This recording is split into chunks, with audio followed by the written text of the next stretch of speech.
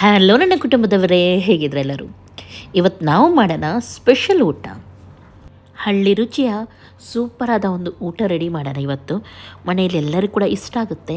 ಹಾಗೂ ಕೆಲಸದವರೆಲ್ಲ ಇದ್ದಾರಾದರೆ, ನಿಮ್ಮ ಗದ್ದೆ ಕೆಲಸ ಇರಲಿ ಅಥವಾ ಮನೆ ಕೆಲಸ ಏನಾದರೂ ಕೆಲಸಕ್ಕೆಲ್ಲ ಜನ ಬಂದಿದ್ದರಾದರೆ ಈ ಊಟವನ್ನು ನೀವು ಮಾಡಿಕೊಡಿ, ಅವರಿಗೂ ಖುಷಿಯಾಗುತ್ತೆ. ಸಿಂಪಲ್ ಹಾಗೂ ಟೇಸ್ಟಿಯಾದ ಊಟ. ಫಸ್ಟಿಗೆ ಇದಕ್ಕೆ ಬೇಕು ಬಸಳೆಯ ಎಲೆ, ದಂಟು ಬೇಡ, ಕೇವಲ ಎಲೆ ಮಾತ್ರ ಬೇಕು. ಎಲೆಯನ್ನು ಚೆನ್ನಾಗಿ ತೊಳೆದು ಪಕ್ಕಕ್ಕೆ ಇಟ್ಕೊಳ್ಳೋಣ. ಹಾಗೂ ಅದಕ್ಕೆ ಇನ್ನೂ ಕೂಡ ಕೆಲವು ಹಾಕಲಿಕ್ಕುಂಟು. ಹಾಗಾಗಿ ಏನೆಲ್ಲ ಬೇಕು ಅದನ್ನೆಲ್ಲ ರೆಡಿ ಮಾಡಿ ಫಸ್ಟಿಗೆ ತೊಳೆದು ಇಟ್ಕೊಳ್ತಾ ಇದ್ದೀನಿ ನಾನು.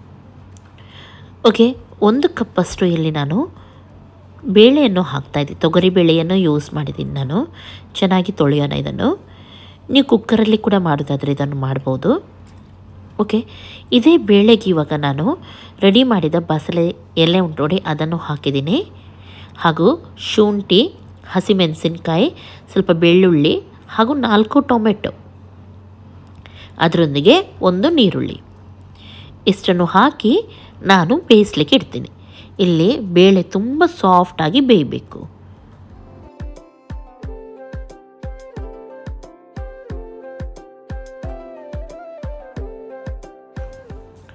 ಓಕೆ, ಅದರೊಂದಿಗೆ ಬೀನ್ಸ್ ಕೂಡ ಪಲ್ಯ ಮಾಡೋಣ ಅಂತೇಳಿ ಎನಿಸಿದ್ದೀನಿ. ತುಂಬ ಚೆನ್ನಾಗಿ ಬೀನ್ಸ್ ಸಿಕ್ಕಿದೆ. ಹಾಗಾಗಿ ಅದನ್ನು ಕೂಡ ಸಿಂಪಲ್ ಪಲ್ಯ ಮಾಡ್ತೀನಿ. ನಿಮಗೆ ಖಂಡಿತ ಇಷ್ಟ ಆಗುತ್ತೆ, ಯಾಕೆಂದರೆ ತುಂಬ ರುಚಿಯಾಗುತ್ತೆ ಹಾಗೂ ತುಂಬ ಸುಲಭವಾದ ವಿಧಾನ. ಬೀನ್ಸ್ ಕಟ್ ಮಾಡಿ ಅದಕ್ಕೆ ಶುಂಠಿ, ಟೊಮೆಟೊ, ನೀರುಳ್ಳಿ, ಹಸಿಮೆಣಸಿನ್ಕಾಯಿ ಹಾಕಲಿಕ್ಕಿಲ್ಲ, ಉಪ್ಪು ಇಷ್ಟನ್ನು ಹಾಕೋಣ. ಹಾಗೂ ಇದನ್ನು ನೀರು ಹಾಕಿ ಚೆನ್ನಾಗಿ ಸಾಫ್ಟ್ ಆಗುವವರೆಗೂ ಬೇಯಿಸ್ಬೇಕಿದನ್ನು. ಬೀನ್ಸ್ ಎಲ್ಲ ಒಳ್ಳೆ ರೀತಿ ಬೇಯಬೇಕಿದ್ರಲ್ಲಿ. ಆಮೇಲೆ ಏನು ಮಾಡಬೇಕಂದ್ರೆ ಒಗ್ಗರಣೆಗೆ ಇಡಬೇಕು. ತೆಂಗಿನೆಣ್ಣೆ ಹಾಕಿ ಸಾಸಿವೆ, ಬೇಕಿದ್ರೆ ನೀವು ಕರಿಬೇವು ಸೊಪ್ಪು ಹಾಕ್ಬೋದು, ನಾನಿಲ್ಲಿ ಹಾಕಿಲ್ಲ. ಸಾಸಿವೆ ಹೊಡೆದಿದ್ದೆ, ಇದಕ್ಕೆ ಬೆಳ್ಳುಳ್ಳಿ ಎಲ್ಲ ಹಾಕ್ತಾಯಿದ್ದೀನಿ. ಬೆಳ್ಳುಳ್ಳಿ ಒಳ್ಳೆ ರೀತಿ ಫ್ರೈ ಆದಮೇಲೆ ಇದಕ್ಕೆ ನಾನು ಚಿಲ್ಲಿ ಪೌಡ್ರ್ ಹಾಕ್ತೀನಿ ಹಾಗೂ ಸ್ವಲ್ಪ ಜೀರಾ ಪೌಡರ್, ಆಮೇಲೆ ಕೊತ್ತಂಬರಿ ಪೌಡರ್, ಈ 3 ಹಾಕಿ ತೆಂಗಿನಕಾಯಿ ಸ್ವಲ್ಪ ಹಾಕಿ ಫ್ರೈ ಮಾಡ್ತೀನಿ. ಆಮೇಲೆ ಇದಕ್ಕೆ ಬೇಯಿಸಿದ ಬೀನ್ಸ್ ನೋಡಿ ಅದನ್ನು ಹಾಕಿ ಚೆನ್ನಾಗಿ ಮಿಕ್ಸ್ ಮಾಡಿ. ಸ್ವಲ್ಪ ಡ್ರೈ ಮಾಡಬೇಕು, ನೀರು ಉಳಿಬಾರ್ದು ಇದರಲ್ಲಿ. ಈ ಬೀನ್ಸ್ ಪಲ್ಯ ಇವಾಗ ರೆಡಿಯಾಗಿದೆ. ತುಂಬ ಚೆನ್ನಾಗಾಗುತ್ತೆ ಇದು. ಓಕೆ, ಒಣಮೀನಿನ ನನ್ನ ಫೇವ್ರೇಟ್ ಚಟ್ನಿ ಮಾಡ್ತಾಯಿದ್ದೀನಿ. ನೀವು ಕೂಡ ಇದನ್ನು ಟ್ರೈ ಮಾಡಿ. ಫಸ್ಟಿಗೆ ಒಣಮೀನು ಚೆನ್ನಾಗಿ ತೊಳೆದು ಕಂಪ್ಲೀಟಾಗಿ ಖಡಕ್ಕಾಗೋವರೆಗೂ ಫ್ರೈ ಮಾಡಬೇಕು ನಾವು. ಕೆಲವರು ಅರ್ಧಂಬರ್ಧ ಫ್ರೈ ಮಾಡ್ತಾರೆ, ಆ ರೀತಿ ಅಲ್ಲ. ತುಂಬ ಕಪ್ಪಾಗಬೇಕು, ಖಡಕ್ಕಾಗಬೇಕು ಅದು. ಹೀಗೆ ನಾವು ಕಟ್ ಮಾಡುವಾಗ ಉಂಟು ನೋಡಿ, ತುಂಡಾಗಬೇಕು ನೋಡಿ, ಯಾವ ರೀತಿ ಆಗಿದೆ ಫ್ರೈ, ಈ ರೀತಿ ಬರಬೇಕು.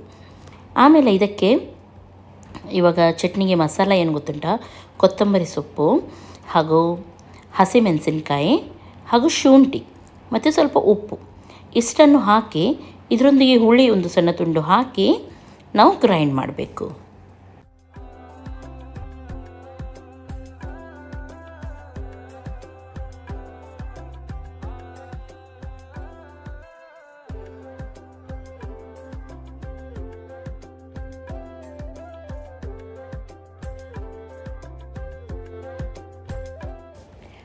ಆಮೇಲೆ ನಿಮಗೆ ಬೇಕಾಗೋಷ್ಟು ತೆಂಗಿನಕಾಯಿ ತಗೊಳ್ಳಿ. ಸಣ್ಣ ಸಣ್ಣದಾಗಿ ಹೆಚ್ಚಿದ ನೀರುಳ್ಳಿಯನ್ನು ಹಾಕ್ತಾಯಿದ್ದೀನಿ ಹಾಗೂ ಗ್ರೈಂಡ್ ಮಾಡಿದ ಮಸಾಲವನ್ನು ಹಾಕಿ ನಾನು ಮಿಕ್ಸ್ ಮಾಡ್ತಾಯಿದ್ದೀನಿ. ಉಪ್ಪು ಹಾಕುವಾಗ ಸ್ವಲ್ಪ ಹಾಕಬೇಕು, ಯಾಕೆಂದರೆ ಒಣಮೀನಲ್ಲಿ ಕೂಡ ಉಪ್ಪಿನಂಶ ಇರುತ್ತೆ. ಒಣಮೀನನ್ನು ಸ್ವಲ್ಪ ಜಜ್ಜಿ ಆಮೇಲೆ ಮಿಕ್ಸ್ ಮಾಡಿ ಆಮೇಲೆ ಉಪ್ಪನ್ನು ನೋಡಿ ಕಮ್ಮಿ ಅಂತ ಎನಿಸಿದರೆ ಹಾಕಿ. ಹಾಗಾಗಿ ಮೊದಲು ಗ್ರೈಂಡ್ ಮಾಡುವಾಗ ನಾವು ಉಪ್ಪನ್ನು ಸ್ವಲ್ಪ ಕಮ್ಮಿ ಹಾಕಿದರೆ ಆಯಿತು.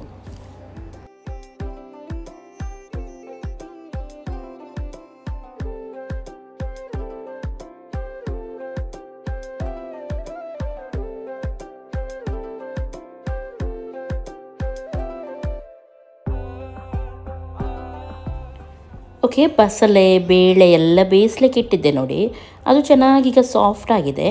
ಅದನ್ನು ಕೂಡ ನಾವು ಗ್ರೈಂಡ್ ಮಾಡಲಿಕ್ಕುಂಟು. ಹಾಗಾಗಿ ನಾನಿಲ್ಲಿ ಕಲ್ಲಲ್ಲಿ ಕಡಿತಾ ಇದ್ದೀನಿ. ನೀವು ಮಿಕ್ಸಿಗೆ ಹಾಕಿ ಗ್ರೈಂಡ್ ಮಾಡಿ, ಅದರ ನೀರನ್ನು ಸಪ್ರೇಟಾಗಿ ಇಟ್ಟು ಕೇವಲ ಬೇಳೆಲ್ಲ ಉಂಟು ನೋಡಿ ಅದನ್ನು ಗ್ರೈಂಡ್ ಮಾಡಿ. ಚೆನ್ನಾಗಿ ನೈಸಾಗಿ ಈ ರೀತಿ ಗ್ರೈಂಡ್ ಆಗಬೇಕಿದು.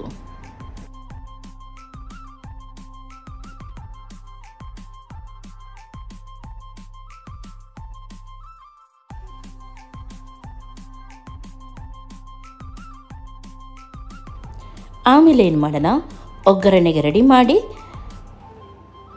ಆಮೇಲೆ ಇದಕ್ಕೆ ನಾವು ಗ್ರೈಂಡ್ ಮಾಡಿದ ಬಸಳೆದೆಲ್ಲ ಉಂಟು ನೋಡಿ, ಅದನ್ನು ಹಾಕಿದರೆ ಆಯಿತು.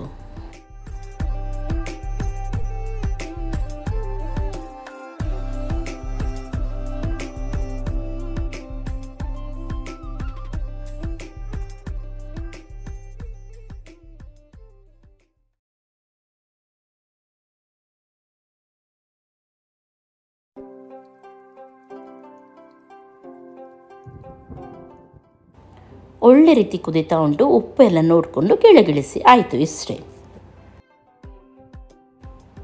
ಓಕೆ, ಇವತ್ತಿನ ಈ ಊಟ ರೆಡಿಯಾಗಿದೆ.